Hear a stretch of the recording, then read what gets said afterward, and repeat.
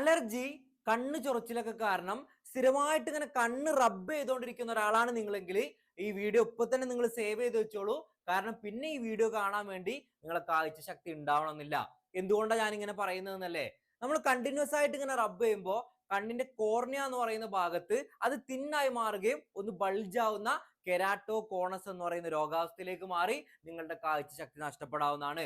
അതുപോലെ തന്നെ വെള്ളം ഉപയോഗിച്ചാണ് നമ്മൾ തിരുമ്പുന്നതെന്നുണ്ടെങ്കിൽ നമുക്കറിയാം വെള്ളത്തിൽ ചിലപ്പം ബാക്ടീരിയോ ഫംഗസ് ഒക്കെ ഉണ്ടാവും. ഇത് നമ്മുടെ കണ്ണിന്റെ ഉള്ളിലേക്ക് പോയി അവിടെ നമുക്ക് കോർണിയൽ അൾസർ അതല്ലെങ്കിൽ കെരാറ്റൈറ്റിസ് പോലെ രോഗാവസ്ഥ ഉണ്ടാക്കിയിട്ട് പെർമനന്റ് ആയിട്ട് കണ്ണിന്റെ കാഴ്ച ശക്തി നഷ്ടപ്പെടാവുന്നതാണ്. അപ്പൊ ഇനി നിങ്ങൾ എന്താ ചെയ്യേണ്ടത്?